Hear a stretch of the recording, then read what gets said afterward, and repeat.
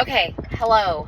I am on my way home from East Shore. We just had the class that I'm doing, and I can't remember what the title of it is. Like something about exploring our spiritual journeys, or anyway, our spiritual journeys. So this video is to myself. It's for the playlist for the contemplative. It's for me to kind of process the class and just do a little bit of the homework from the class. And hopefully, since I'm much more of a visual person, auditory person, this is for me to reflect on down the road and see how much what I'm about to talk about still rings true, still resonates. We'll see. Things can change. So there are two things that I need to explore. One is what are the internal quote-unquote rocks, the spiritual resources that I turn to that assist me in times of crisis on my spiritual journey, on the path that is my spiritual journey. So that's number one. Number two is again exploring this theme of where I am from. Very much going into an exploration of the roots that bring me to where I am today. So those are, the two homework pieces. So I'm going to start with my rocks, my resources that I use. Number one resource has to be meditation. Meditation is a huge piece of my life. I feel like I am always meditating. It's kind of meditation as a way of being. Meditation is definitely a core piece of my resources. Could not do life without meditation. The second thing that comes to mind is the fact that I continue to go to East Shore. I'm not always sure why I go to East Shore, because I don't necessarily feel very religious. I don't feel like I'm a religious person. I don't have a sacred text. I don't have a guru that I follow. There's nothing religious about my approach to the world. I don't believe in external powers. And I reject the way that religions often look to an external guru figure to prop up their life. That's not me at all. I do the work internally to find peace. That is not something outside of me at all. And I suppose, gurus are kind of I don't know, if you're not quite as dogmatic, you can see them as inspiring, or I don't know, motivating. I go to podcasts. I look for ideas out in the world that inspire me, I guess, that make me feel like I could learn something from them in the sense of expansion. I'm always looking to expand my mental abilities, just everything for me is about expansion, expanding my mind, expanding my worldview, just being a person who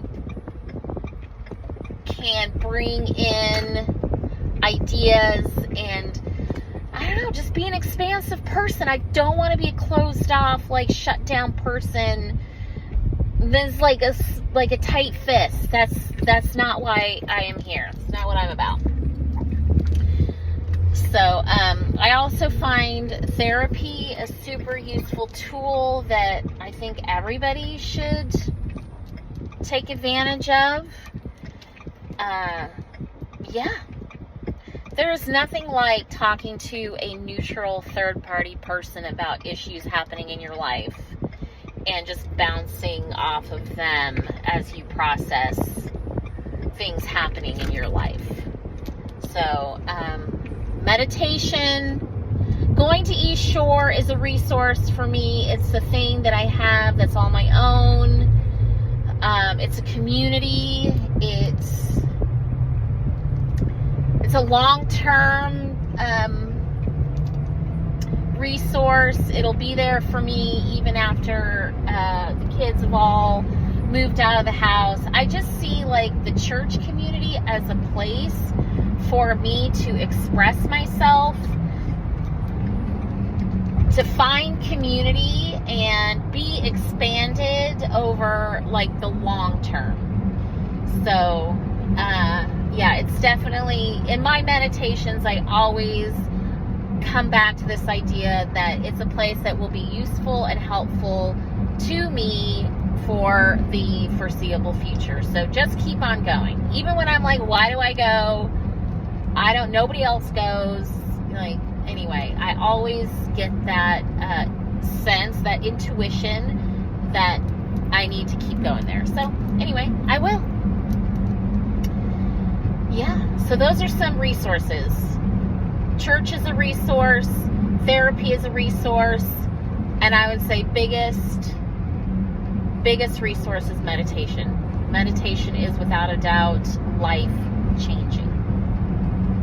Okay, so Lena, do you still meditate? Let's ask yourself that question.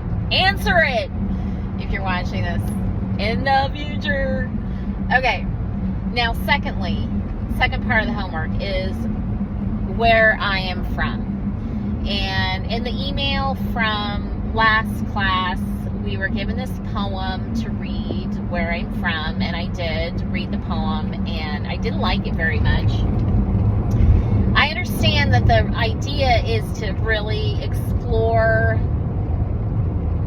where one's roots are,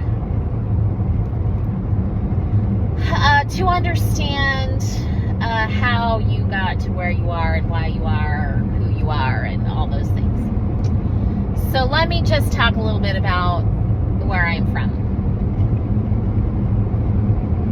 I feel like I am from a group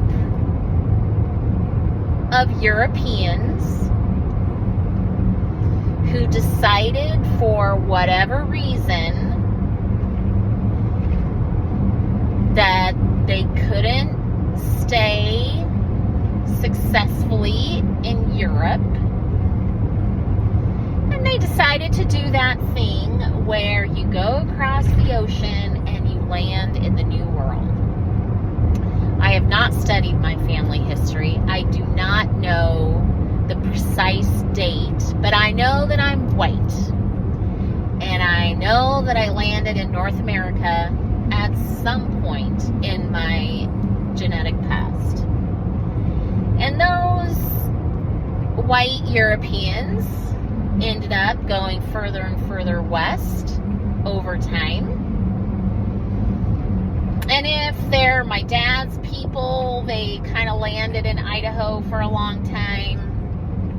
If they're my mom's people, like on my grandma's side, they landed in Oklahoma, and my grandpa's side, they landed in the Willamette Valley, like from way, way back. So overall, there were some people who were not from North America, and they decided that North America was where they needed to be to like go forward and live a better life, I guess. And in doing so, there wasn't a lot of contemplation about who was here already or who would be displaced through this migration. It was just, there is this place, there is this land, this new world, and I've heard there's some opportunity there, so let's go. And over the space of hundreds of years, I landed in Seattle. And I guess I don't want to talk very much about where I'm from, because what interests me more is who I am as a pivot point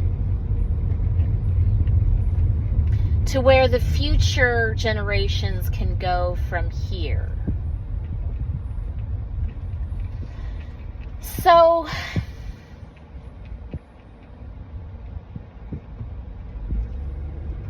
I'm just wondering if I want to reject where I'm from. I kind of just find it sad. It's sad because there are people in my past who came here and just did, they were they were open-minded enough to be able to get on a boat and like come across an ocean and settle in a new world. And that probably took some courage, and nobody knew 100%, well, it'd be okay, but they were all like, well, let's give it a go and get over to this place called America, North America, whatever.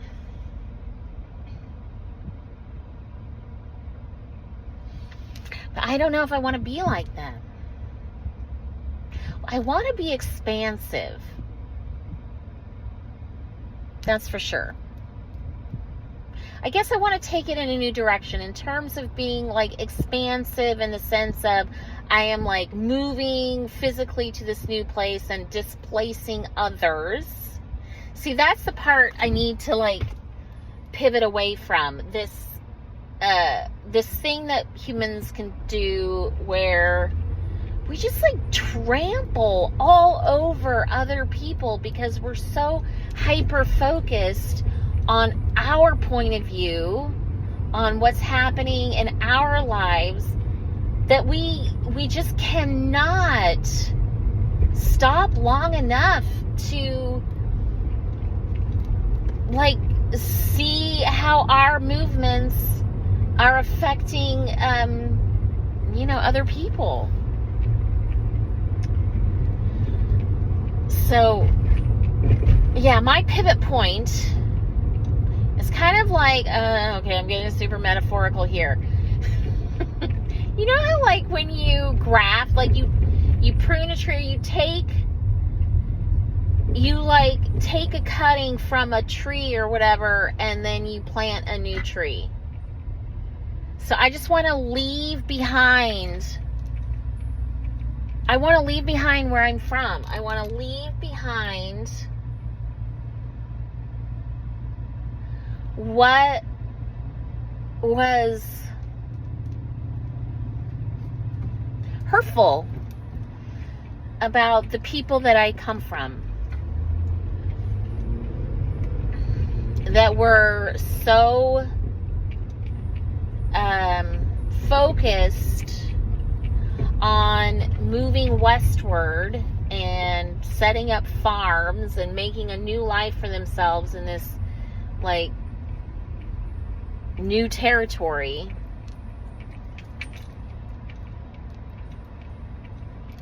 That we participated in like a mass genocide of cultures that were here for thousands of years. And it's just, yeah, crazy to me. So just kind of want to like nip that in the bud and be a person now who pivots away from that and pivots towards being expansive in a more spiritual sense. So that is what I am going to do. Now I have to write a poem about this because we have to read it at the next class, but I have time to work on that. All right, so I'm going to leave it there. Bye.